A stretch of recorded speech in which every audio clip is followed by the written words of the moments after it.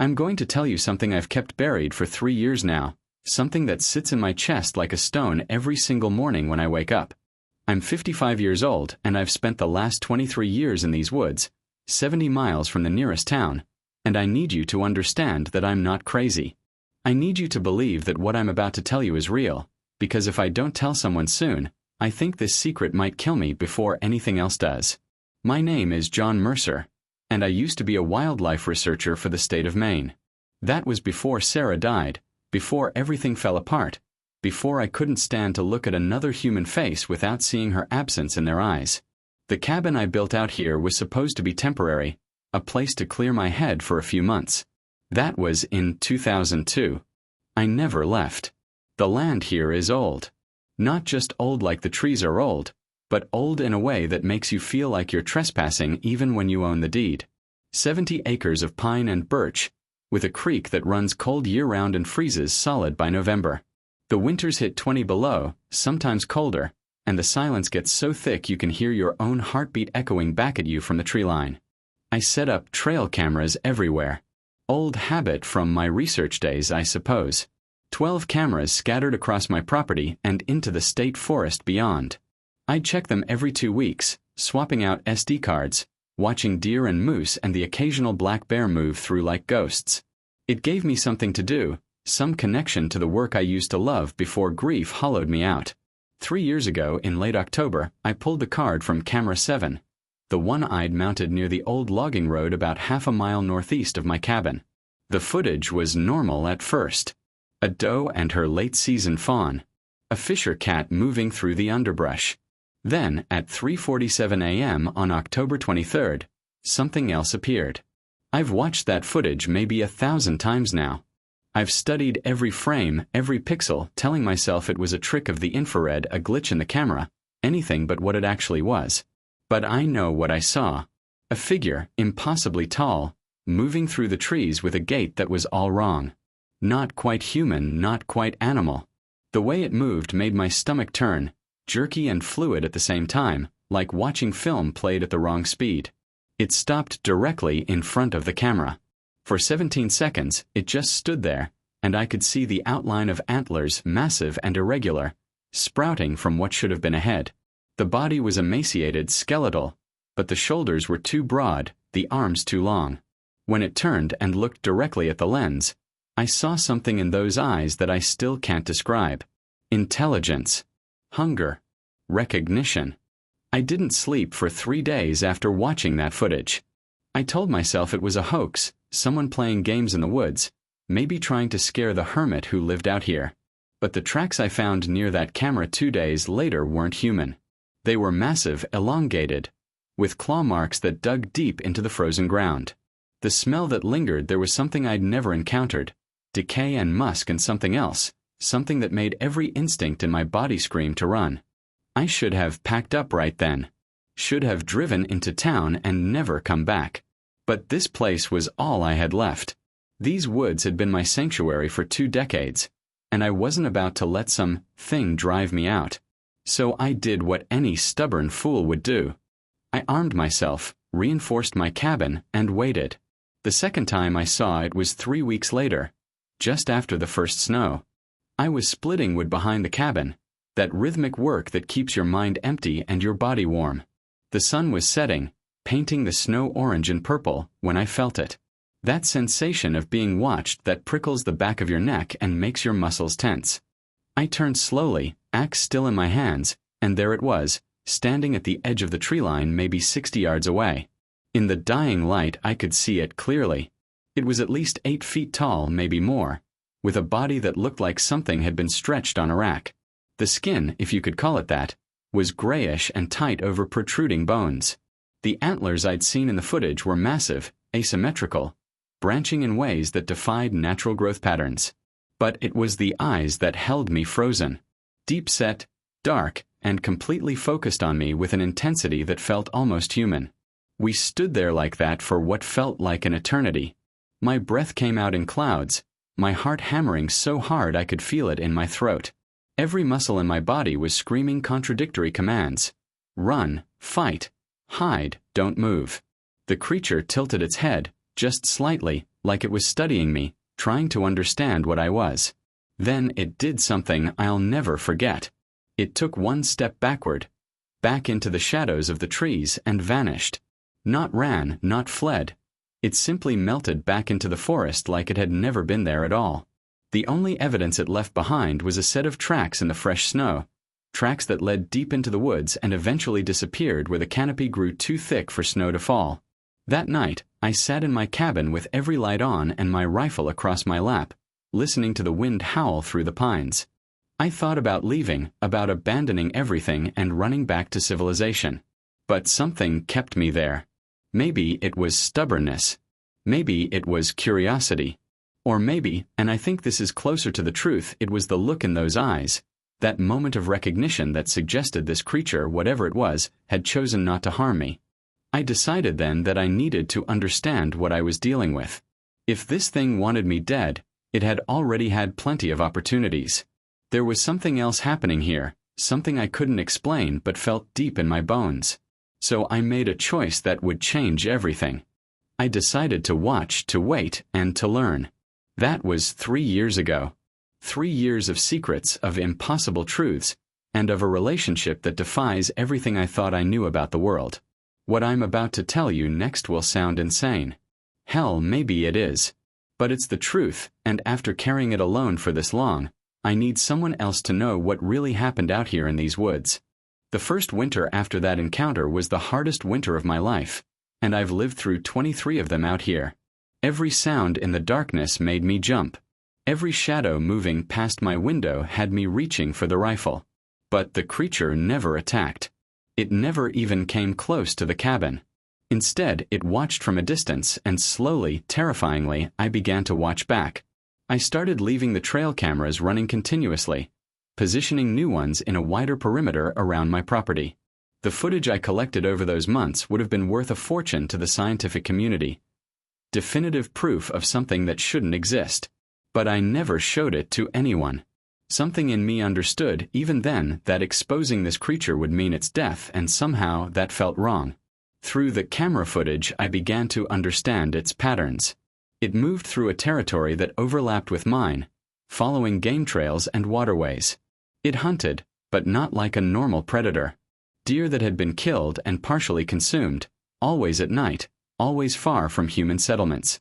It avoided the logging road and the few hiking trails that cut through the state forest. It was intelligent, cautious, and desperately trying to remain hidden.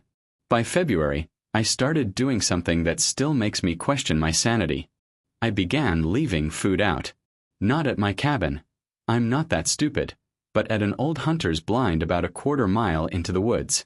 Venison from my freezer mostly. Sometimes fish from the creek. I'd leave it there at dusk and check the cameras the next morning.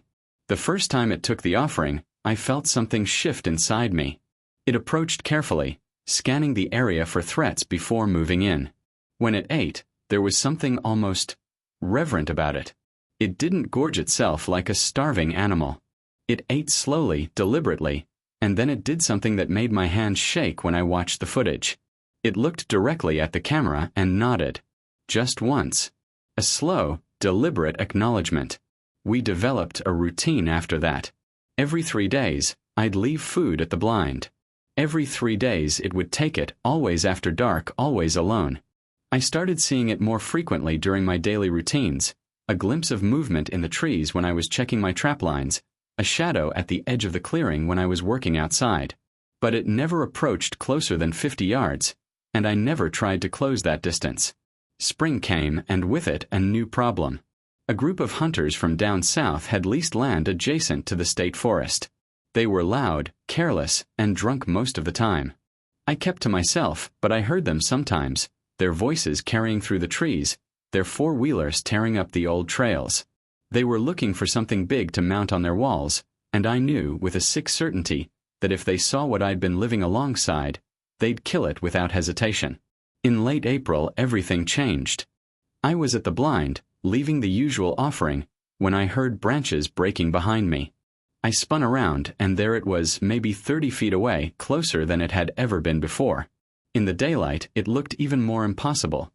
That skeletal frame, those massive antlers, skin that seemed to absorb light rather than reflect it. We stared at each other for a long moment. My heart was pounding, every instinct telling me to run, but something kept me rooted to the spot. Then it did something that shattered every assumption I'd made about what this creature was. It spoke. Not words, exactly. The sound that came from it was low, guttural, like grinding stone and wind through hollow trees. But somehow, impossibly, I understood the meaning. Danger. Others. Coming. It was warning me about the hunters. I must have looked shocked because it made the sound again, more insistent this time, and gestured with one of those long skeletal arms toward the southeast, exactly where the hunting camp was located. Then it turned and vanished back into the forest, moving with that unsettling, fluid grace that made my skin crawl even as I felt a strange gratitude. I spent that night pacing my cabin, trying to make sense of what had happened. This creature, this thing that folklore called a Wendigo, had warned me, protected me in its way. The implications were staggering. This wasn't just an animal or some mindless monster. There was someone in there, some kind of consciousness that could understand threat and communicate intent.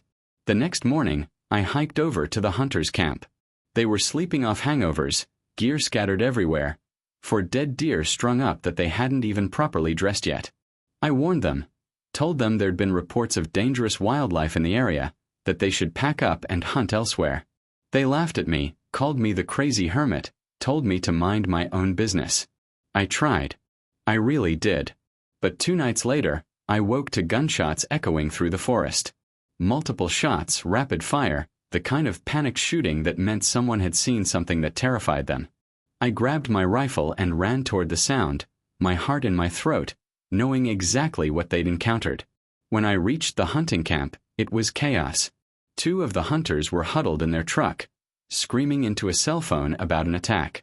The other 2 were standing outside with rifles raised, pointing them into the darkness of the trees, firing blindly at shadows. I could see the creature's tracks in the soft earth. It had come right through their camp. "Stop shooting!" I yelled at them. "You're going to hit each other." One of them spun on me, wild-eyed. "There's something out there. Something huge."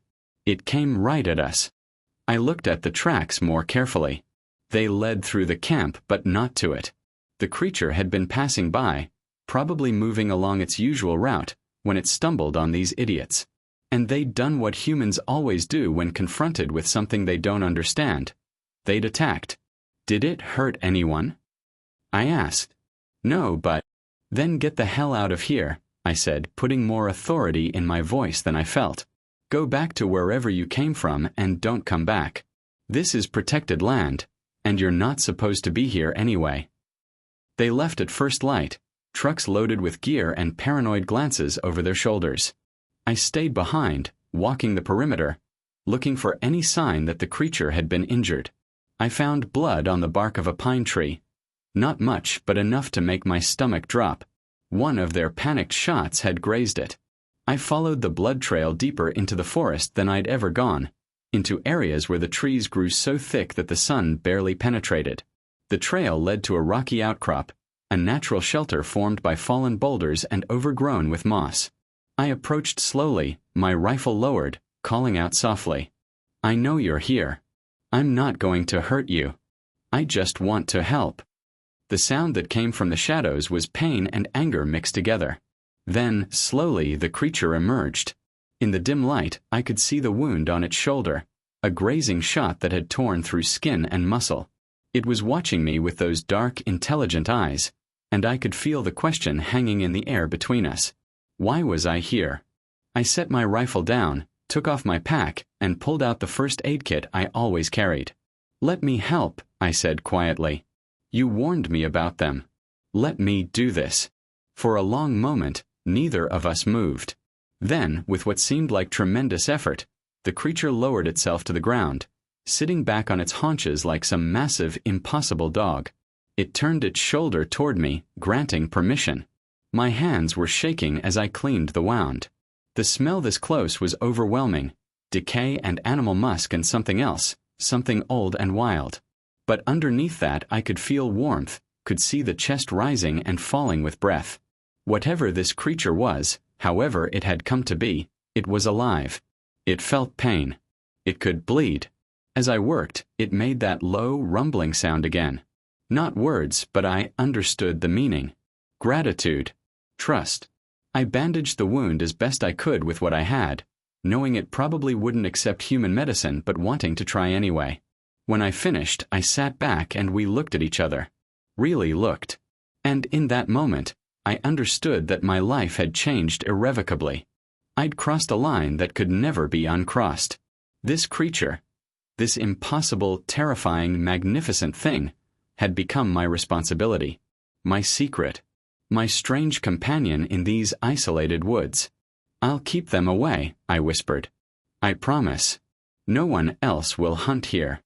It nodded once, that same slow, deliberate acknowledgement I'd seen on the camera footage. Then it rose and disappeared into the shadows of its den, leaving me alone with the weight of a promise I had no idea how to keep. The last 3 years have been the longest and shortest of my life. That's the truth of living with an impossible secret. Time moves differently when every day could be the one where everything falls apart. The wound healed, though I never saw it without the creature's awareness. We developed a language of sorts, built on gesture and sound and a kind of understanding that transcended words. I learned things about it that would have changed science, changed everything. It wasn't a monster, not in the way the legends described. It was something else, something caught between states, neither fully animal nor fully conscious in the way we understand it.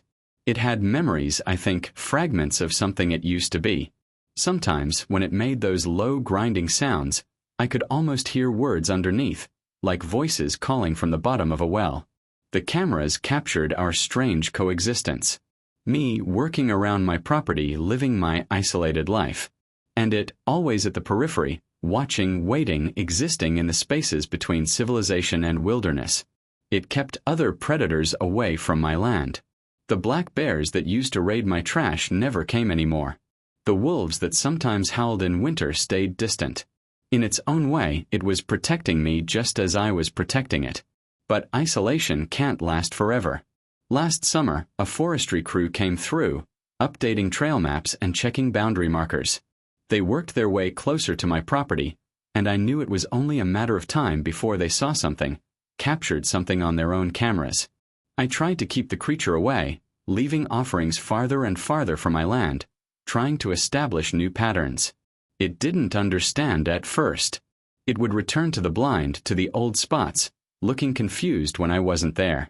The footage from those nights broke my heart, watching this impossible being searching for the one thing that had shown it kindness, finding only absence. Then came September. The trail camera at the blind caught something that made my blood run cold. 2 men in tactical gear, moving through the forest with purpose. They had expensive equipment, thermal imaging cameras, and rifles that weren't meant for deer. They were hunters, but not the drunk idiots from before. These were professionals and they were tracking something specific. I don't know how they found out. Maybe satellite imagery caught something. Maybe someone in town had seen footage and talked. Maybe it was just bad luck. But they were here, and they were hunting the one thing I'd sworn to protect. I destroyed the SD card from Camera 7, deleted every file from my computer. Then I took my rifle and went looking for it, praying I'd find it first. I tracked it to the rocky outcrop, to the den where I'd bandaged its wound all those months ago.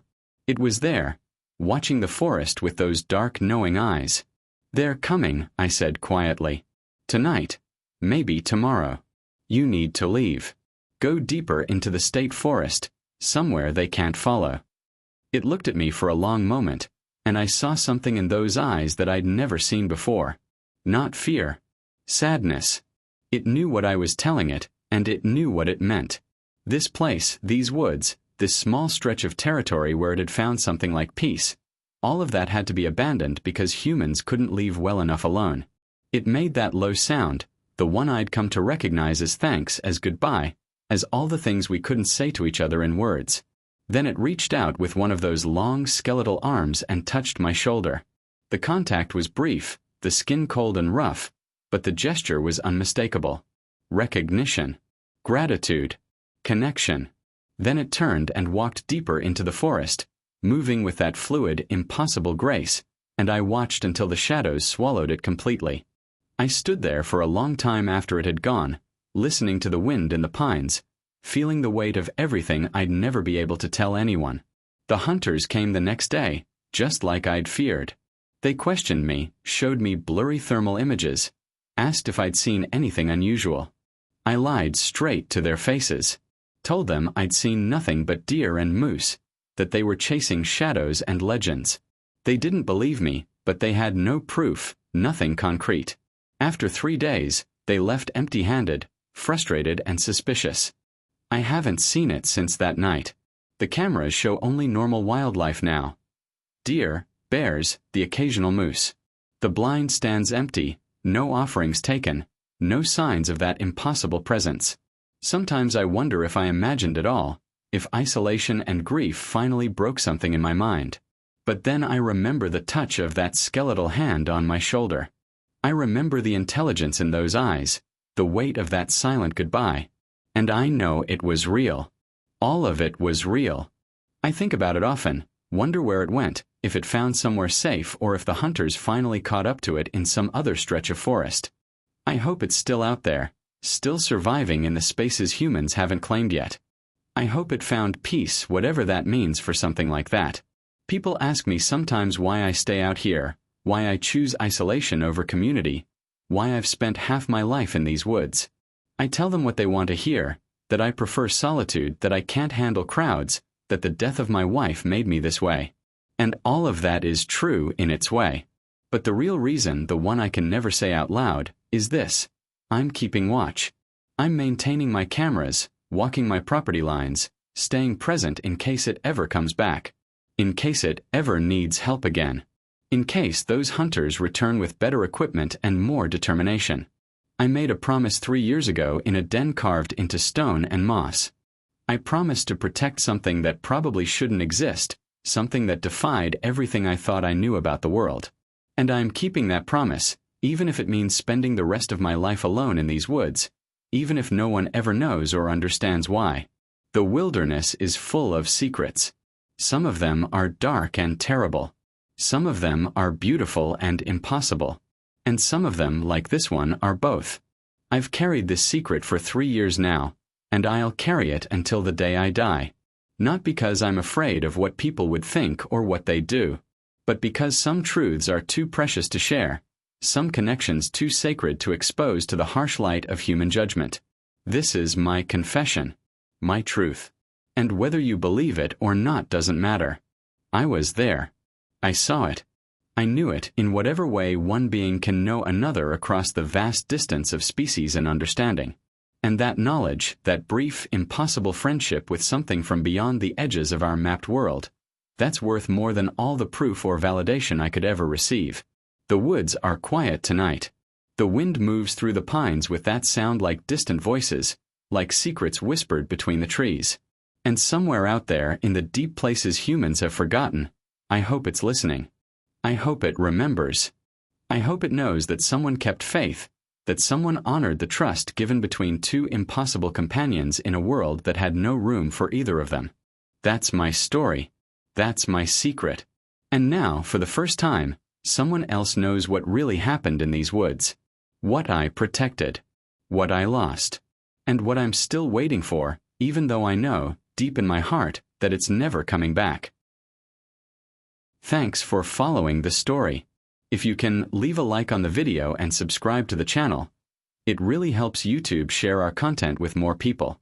Also, tell us in the comments what city you're watching from.